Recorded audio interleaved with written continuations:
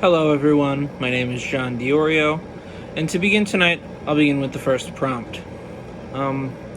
As for my earliest experience, I find it difficult to pinpoint a specific instance or time that I was really learned about race or any type of differences in that regard.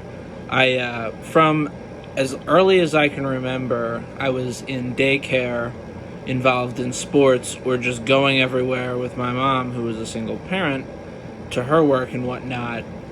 And all of these places were very diverse. My mom works in higher education, and her workplace was always very diverse. China, Lebanon, Saudi Arabia, Vietnam, all these places all over the world. And I was pretty much at her office every day from the time I was 6 until I was 14 and went to high school.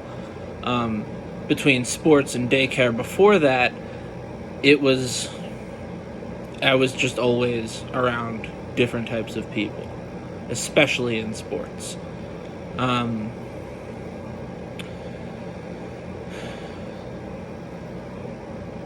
As for the second prompt,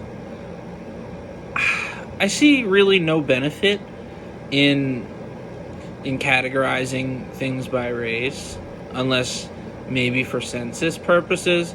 And even then, I think the census could probably be adjusted to reflect a more accurate depiction of our countrymen.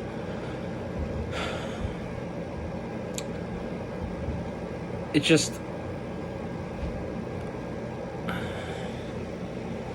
So, and then as for the reading we went through on the PBS website, I found there was a lot of interesting facts. I didn't know a lot of the things that I found before, like with the ancient societies, and I knew there was different social stratospheres and layers and whatnot, but I didn't know that they didn't see things by race. I guess that's a very American thing or a modern thing on my part.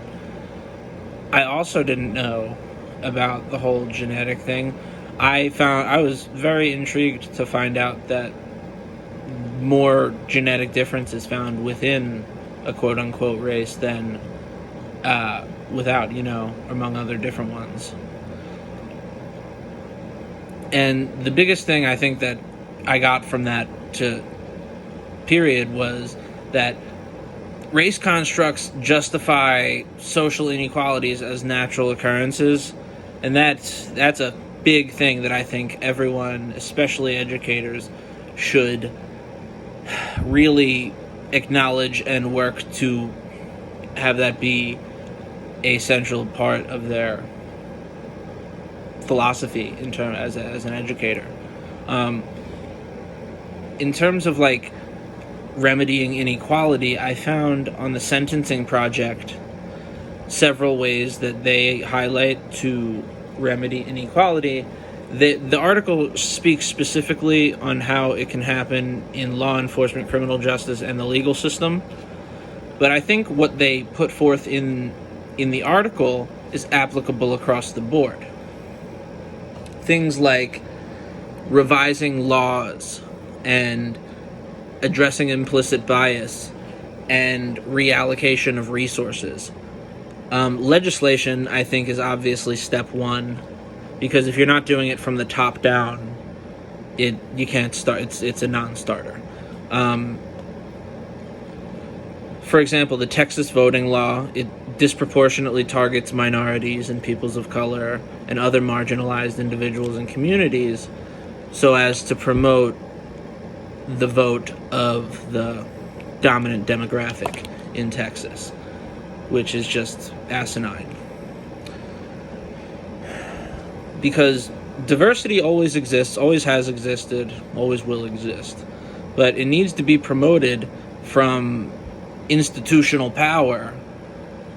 And from there you have a sense of inclusion, but from there, bridging the gap between inclusion and equity is quite difficult. And that's where all the hard work happens, where all these efforts are made. But I think focusing on diversity, equity, and inclusion is very important in addressing these inequalities and should be incorporated into our personal remedies and what we can do as leaders and educators. then that's about what I have to say on all of this. This was definitely a revelatory experience. I learned a lot doing this. And so far in the first 2 weeks of this class, I've learned a lot, period, between all of the readings and the activities. I look forward to continue working alongside everyone. Thank you for listening.